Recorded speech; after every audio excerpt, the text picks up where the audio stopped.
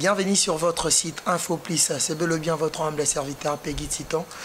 Merci d'abord à toutes ces personnes-là qui ne cessent pas de s'abonner dans cette site www.infoplus. Donc quant à moi déjà, je remercie mon DG Lookman et mon cordon Moustapha Malembe. Merci beaucoup na cher internaute Nabiso.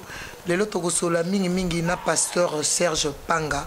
Il y a église mission évangélique, plein évangile plutôt.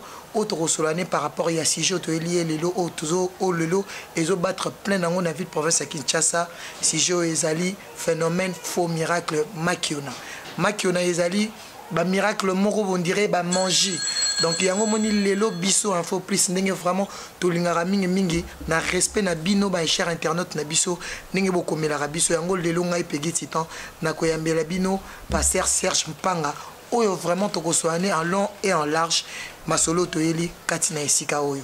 Bonjour pasteur. Bonjour frère Peggy. Bonne santé. Santé za malamu na ngolu. Na olinga avant d'abord to banda bandeko na biso baza kotala biso o mekana kolimbola bango entre o balobaka la bénédiction na malédiction. O lobana on a peuple de Dieu o lelo bazo bunga mamingi bazo yeba ba cause na bango te plus tard. Merci frère, merci bandeko nyonso bazo landa biso. Na koloba yango na Deutéronome. Soki totangi Deutéronome elingi koloba boy. Nouvelle génération. Kombo ya sika oyo nzambe apesaki na bana Israël ba oyo ba échappaki na désert. Ba oyo ba échappaki na exode. Ba komi na terre promise nzambe apesi bango Deutéronome koloba a renouveler alliance na bango na kati alliance abandi koyebisa bango lolenge nini ya kozala béni pe lolenge nini moto akoki kozala maudit. Ngana koloba boye bénédiction eza eloko eutaka epa nzambe, malédiction eutaka aussi na nzambe parce que obéissance nde ezali cause ya bénédiction, désobéissance ezali cause ya malédiction. Voilà à peu près réponse na kotiko pesa na mokuse. Et les autres hommes ont vraiment enseignement public na église comme mingi muke bato mingi bakomi ko préférer miracle au lieu ceux qui m'ont dit mais lelo na église au lieu bala ki sa enzela ko yamba nzambe mais bazo l'accès na miracle bon moto azana masumu mais bozo pesa na miracle di bozo lelo vraiment peuple de Dieu bazali ko bunga ma mingi ba tient d'abord miracle di bozo place que bato ba se convertir ou bien bato ba yeba parole de Dieu. Merci bien-aimé, merci bandeko bazo landa. Nakolinga bolanda malamu émission oyo parce que tokomi na tamoko oyo eza difficile, très difficile pona bandeko oyo bazo tambola na nzambe na ba oyo balingi batambola na nzambe pona nini na lobi ndenge wana parce que le faux serviteur, le faux frère, le faux miracle est commis liboso même nzambe akomi sima. Mutu atalisaka na eloko oyo ayebi ke eloko soki natalisi yango ekobenda. Miracle eza mabete mais lolenge ya kosalema ya miracle nde tokomi kotia point d'interrogation. Soko otali église primitive ebandeli ya ba oyo bandimela okotanga malamu olobi babandaki koumela na ba enseignement ya ba apôtre. Yami balé babandaki ko persévérer na communion fraternelle. Yami sato bazaki ko persévérer na ba mabondeli. Soko tali aujourd'hui malamu biloko wana enseignement eza préoccupation ya ba oyo bazo sala miracle. Ba na besoin ya kotangisa bato ba yeba nzambe te. Yami balé miracle ango toyebi elobi boy na français. L'inattendu de Dieu. Des définitions à miracle. Elingi koloba na oyo aza monté en tant que pasteur, évêque, apôtre, kombonyo so bato ba mi pesi prophète na kotiko limiter liste te. Na ba oyo ba ye kolanda mosali na nzambe ou bien ba ye na église. Miracle elingi koloba muto ayebaka ke kosalema azate. À moins que na ba oyo bazui don d'opération de miracle. Or pesameli na mutu nyonso tote. Eza ba don moko rare pe particulier. À moins que don wana ezala mais ce qui ezali te miracle oui to boite ezali l'inattendu de Dieu. Et kamwisaka mutu. Tanga malamu Bible. okomona ke Bible lobi miracle eza pona ba oyo ba yebi na nzambe te po ba ya et pas nzambe. Biso bana na nzambe na kati église nous avons besoin de la parole. Tozan a besoin de kola na molimo, to atteindre ba dimension spirituelle élevée. Toi on a besoin de miracle parce que to viva ka miracle jour après jour. Quand la mukana tongo frère, eza miracle. Pema oyozo pema chaque instant, eza miracle. Kobima kozonga na ndako eza miracle. Nyonso esalemaka. L'ensemble ya kola la kola muka bien aimé. Yebisanga erola la kana la lisakayo. Nana la musakayo. Mais si c'est Dieu qui le fait, c'est déjà un miracle. Je crois à peu près Nakoloba, Bongo, en bref. Tout le Bilalikambo est dérangé surtout, peuple de Dieu. Les lots, beaucoup ici, église, beaucoup la bien privé, Nabino. Et en plus, égoïsme, et comme ma Comme on a pasteur, Aza par exemple, on a ancien Bazali, Aza on a sous-pasteur. Mais on a, peut-être on a 3 kits, 2 kits. Mais on a pasteur, le même pasteur. Oh, il y a qui n'a premier kit, deuxième kit, troisième kit. Quelque part, balobi, cher n'a bisopé parce que toza baïma, moutopoko ikolemba, c'est normal. Mais aujourd'hui, pasteur Serge, ponayo, phénomène wana. Est-ce que et qu'on lundi sabat mission dans l'église oh bazo ya pe pour na ko prêcher un jour azo ko prêcher azo mona que le même pasteur azaka na besoin de lundi sabat mais au pas cause a pe aza na parole batu pe baza na besoin na mais bazo pe ça ba espace dans l'église ezani égoïsme to benga ngoni ou bien ezaka ka soifé yo lingika ka nyonso oza okoma lokola bluetooth nyonso ka mto encaissé eza ba réalité frère et belé na kati ya liboso peut-être comprendre ngo eza manque à confiance personnel. On ne se fait pas confiance. Parce que ngai soki na tikeli bande comme soso nazana bango chen. Place nanga o nzambe apesinga, place nanga o nzambe achenga. Est-ce que muto mokili akotiko longolanga? Je ne crois pas. Eza manque à confiance. Ozo banga yo moko za sur na yo moko te. Wana ya liboso. Ya mibale ezali kolakisa égoïsme naturel muto auta na libota kola bongo akabakate a mutu moko nyonso efo ye soki azui délivrance transformation te era comme pasteur caractère wane ko changer te akome mango tie kozala visible même na musala na ye ya misatu ezali phénomène moko ya ba intérêt les serviteurs du ventre eza réalité. Bien aimé, place yo yebi keza o commission entreprise na yo o lia kalipa wana. Est-ce que kolinga mutu mususu ya kolia lipa na yo? Nazo tala mabonza premier kit deuxième kit akabola na ngona batu mususu monte non. Mieux vongana se sacrifier ta na kufa na cher. Malamu na kufa na cher mais nyonso kota epananga. Et bien souvent eza déplorable parce que na komona boye musala nzambe ndenge nzambe a organiser ngo a permettre pe ba ministère nyonso et fonctionner au sein d'une seule église. Or ce qui yo okomi yo moko c'est que combler ba fonction nyonso ba ministère nyonso kwanta sango yo moko yangana o mona ba pasteur mususu ba obanda basali ba komi na soka ba katani soit ba kofi. Pourquoi? Parce que on veut tout prendre, tout lui appartient. Et oroyo ka langage c'est mon église. Ba mususu balongwe kutu pour que azala gérer te a commission fondation église comme ONG. Voilà à peu près réponse on a reçu kopesa na mutu. Parlons maintenant de notre pays la RDC. Le autre zomona toya makambo mabe et komi makasi mais les églises sont nombreuses na kati ya ville province Kinshasa. Bino ba pasteur butala kaka baba tuso bazana ba problème batuso bazana makambo na ba famille kokanga bandoki. Mais mboka na biso Congo lelo ozomona yo moko to ya ndenge bato bazo kufa na ba est na banini et vous les églises est-ce que vous aurez mon conscience qui a kotika pe mboka na biso na mabonde na moni pour s'accrocher vraiment na mboka te par exemple vous êtes congolais vous êtes pasteur sur le Guillaume pasteur Serge Bima vous êtes congolais quelque part vous apportera apport moko pour na mboka na biso par rapport makambo ezo salema na vie province qui ça bien na Congo mobile na osepelato organisé prochainement rencontre mususu na betelo masolo ya mboka selon ndenge nzambe asunga biso to comprendre. Mais na ko informer yo que chaque année oyo kozala la deuxième année mois nyonso ya octobre peut-être okoti ko se souvenir année passée et kokaki kosi la malamu te parce que le 19 décembre yo moko pe oyebi biso na mois octobre tozwa révélation que esengela ki to prier pour mboka pendant 8 jours. To prier pour mboka toloba boye thème tozwa Congo notre héritage.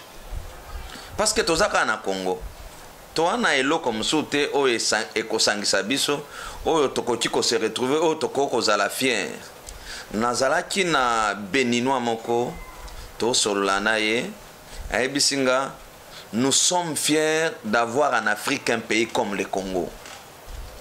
Ah congolais te hein mais to solana ye ayebisinga mais Congo makambo pasteur yoka siko bisika na zomema yo. Lorsque il y a la bénédiction, c'est là où il y a toutes les mauvaises choses et sikawana. Yebaka yango. Bisika malamu ezali, nde bisika na batu, na milimo, na bademo. Pourquoi maintenant, ozoloba ke biso en tant que bana na nzambe basali nzambe?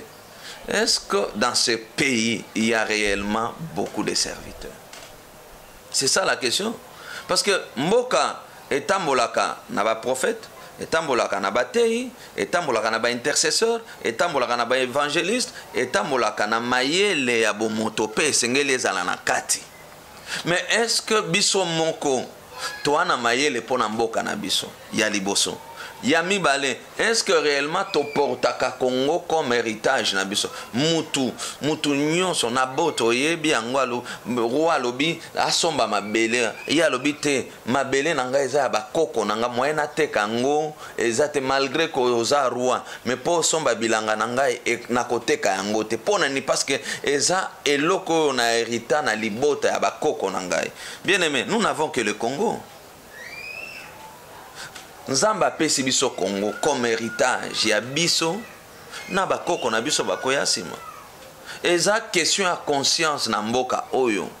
Conscience, prière, volonté na discipline. Mboka soki discipline pe eza te bokoki kosala nyonso mais boke musika te. Ata mutu, ata musala nzambe, ata nani okomona mutu aza discipliné te nyonso akosala kosimba te. Voilà à peu près eloko. Eloko na kosenga. S'il faut prier pour le pays, il faudrait ba oyo bazo sambela pona mboka ba sambela pona mboka.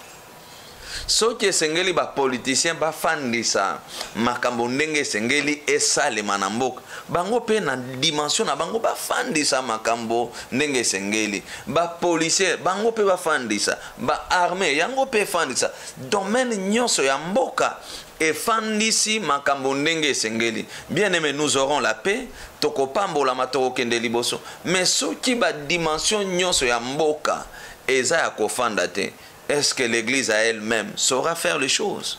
On est combien point d'interrogation. Et deuxièmement, toza mboka oyo bato bazako se préoccuper na futilité. Ezala même biso basala ensemble. Toi mingi na ba futilité. Oh moi j'ai fait ceci. Oh moi je suis allé aux États-Unis. Moi j'ai donc ba futilité ezako occuper biso ke souci en mboka. Voilà à peu près elokwana. Yami bale, combien se mettent à genoux pour prier pour Namboka? Et belé tozo prier pour naba problème. Na reprier pour na libala, na reprier pour na robota, na reprier. Quand est-ce que tu auras le temps pour prier pour le pays? Déjà na mutu na biso tolobaka tote kangote. Mutu na mutu akata. Alors, la foi vient de ce qu'on entend. La parole crée. Et tolobaka ndengwana toze la gani. Parce que ça na mitu na biso ke mboko eko bongate to lakela kango mikolo na mikolo. Là où il y a la malédiction, vous allez vivre les effets de la malédiction. Là où vous prononcez malédiction, bon c'est la bénédiction.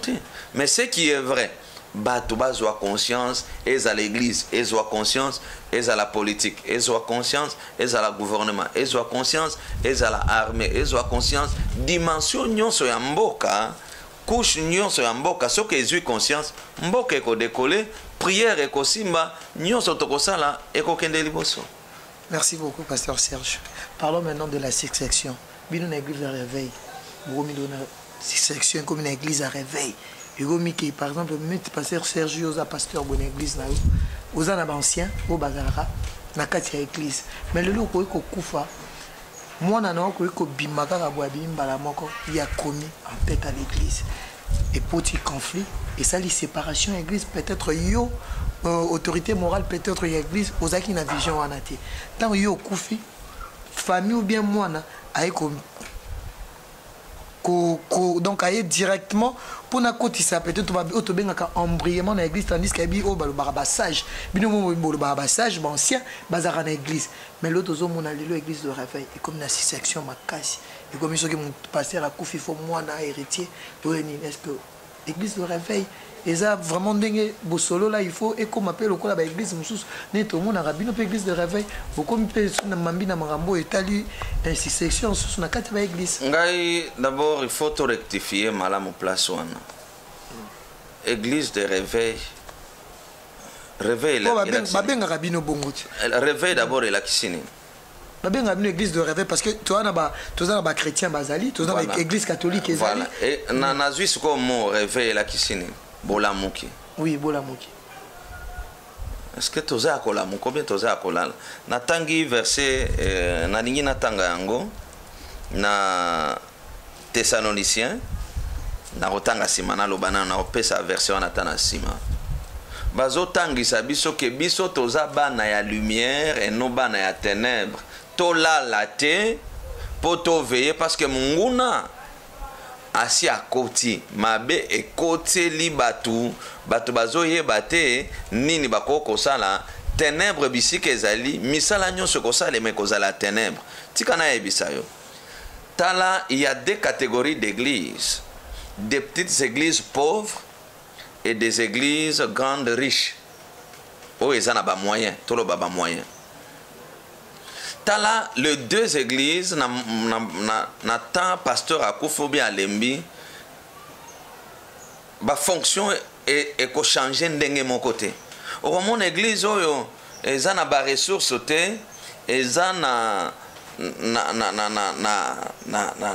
makasi te okomona des fois bakoluka moto alibanda aya kokamba église wana pasteur bazoluka moto akamba église des fois peut-être église ekufi mais tala siko succession côté ba église oyo eza minene eza na ba moyen eza na ba renommée okomona kuna sikoyo problème comme ko se poser oyo tozomona na koloba vérité tozomona ke kuna e koma ba église familiale ça veut dire na kati yo tene tout mona papa na biso mbiye auti ko kufa mais Moïse mbiye o azaki chantre lui là comment passer non et aza plutôt donc aza malade donc azo ka bien aza en vie mais ba ancien obi que c'était betel comme ami balé est-ce que séparation wana et ça lit bien est-ce que Moïse mbiye était préparé pour ça par son père ou c'était sa volonté bon na deux volets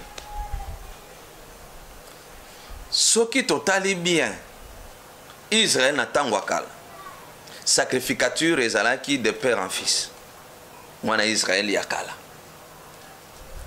exclure te que lelo na kati ya bana ba pasteur abima wana toza d'accord mais eza malamu te que mwana oyo esengeli abima parmi ba serviteurs pasteur azala l'idéal remplaçant ya papa na ye wana nde eza na mwa eloko moko ya malamu te eza kaka mwana te yo ozoloba exemple ya mwana tomoni yango basi ya pasteur akufi mwasi avec pasteur Coutinho tomoni mwasi na ye moto ya héritier donc mwasi ne moto akoma lokola en tête ya église ezomonana tozomona yango tozoyoka tozovivre baréalité wana est-ce que nzambe na ba oyo nyonso bayaka na église est-ce que Saoul moto remplaçaki ye ezalaki David n'est-ce pas David azalaki moto alibota ya Saoul non totika choix ya nzambe salema ndenge nzambe alingeli pona koloba nini soki nzambe abengi yo te okamba ata papa na yo aponi yo boya soko yebi ke musala wana eza ya ngai te Deuxièmement, tozala quand même na kokufa obia kotika musala batu bakumisa biso. Elingi koloba nini? Ba oyo sufraki na bango, ba oyo bandaki na bango, ba oyo kembaki na bango, ba oyo otalisaki olakisaki bango musala, tika bango bakamba après yo.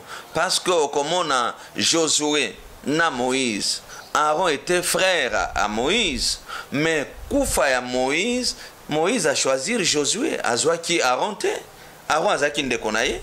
Mais Moutou a remplacé Moïse, c'était Josué. Josué, fils de Nun. Il n'était même pas à la famille, il y a Moïse. Totika, makambo nzambe etambola lolenge nzambe atambusango. Nazaki na Lubumbashi, na uti koyaka la mingi te. Okomona pendant que na banda ko prier, nzamba ye kotali sanga eloko ya mutu ya na ningi na lobango batu bayoka.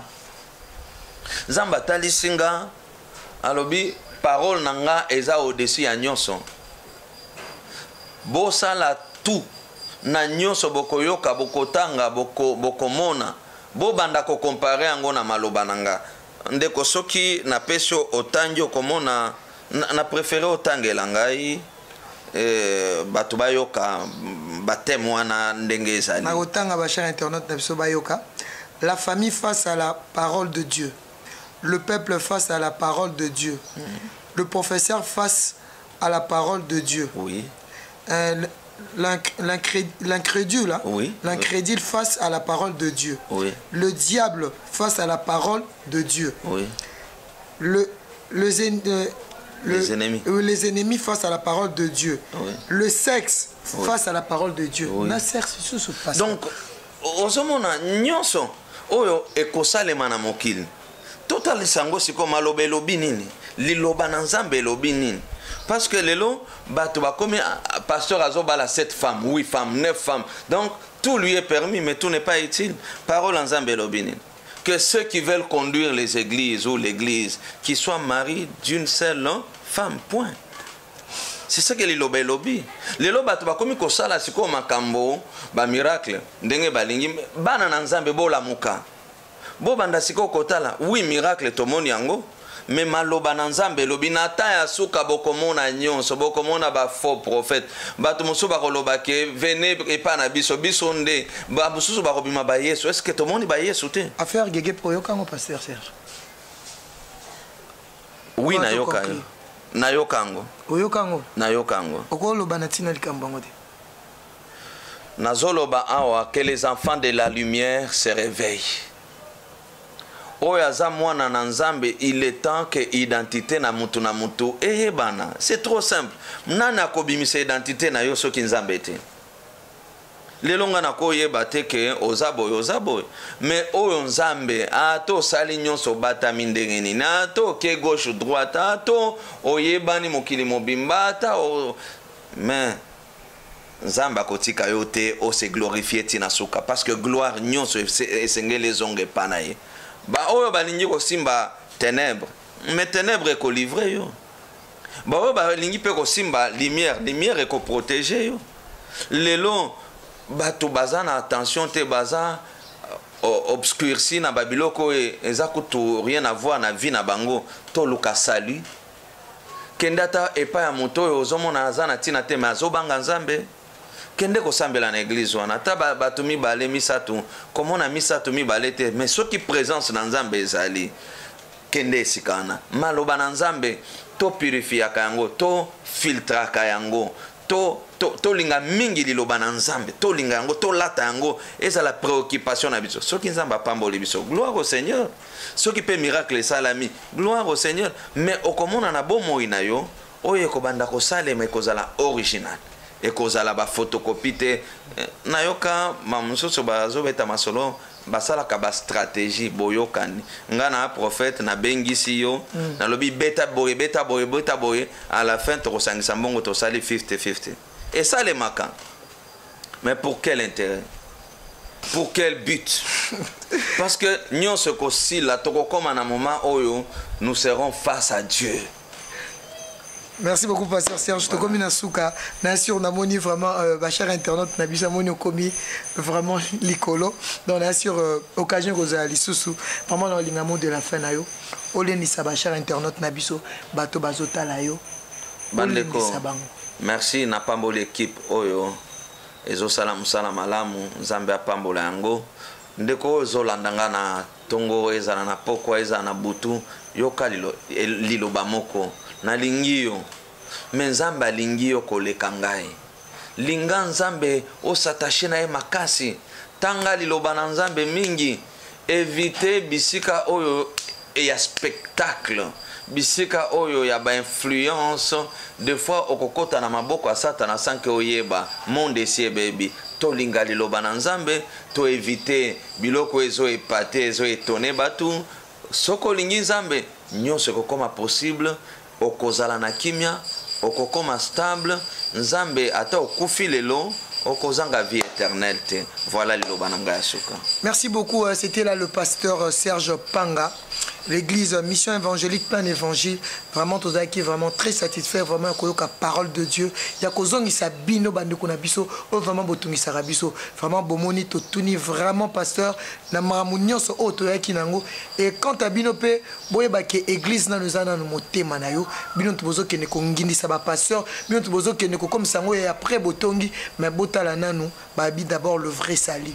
Botala le vrai salut entre communion na yo na Nzambe. C'est ça parce que balobi église na nozana motema na yo. Soko za na makamba tozo ke d'église yeba que ata passer ate yo ndeni ata baye biso ke no ba ko sala miracle lelo lobi okobala boke bana makiona phénomène ozo régner makasi tozo mona lelo aveugle basimbi lelo lobi mbala mort donc ça ba manger yango pasteur Serge Panga a meki ko expliquer. Donc quant à moi déjà je tiens à remercier l'équipe technique d'Info Plus. Je dis merci à mon cordon Moustapha Malembe et DG Lookman. Lui, vraiment, c'est un papa avec un grand cœur. Et j'oublie pas Agence Badem, Babimboli, depuis la Belgique, en Liège. Et j'oublie pas ma soeur, à moi, Nancy Loussamba. Elle est en Belgique aussi. Et j'oublie pas Dina Kabemba, la fille de papa Grégoire Kabemba. Et tout le monde qui me connaît, et tout le monde qui m'apprécie, je vous dis merci. On se retrouve à la prochaine émission. Bye.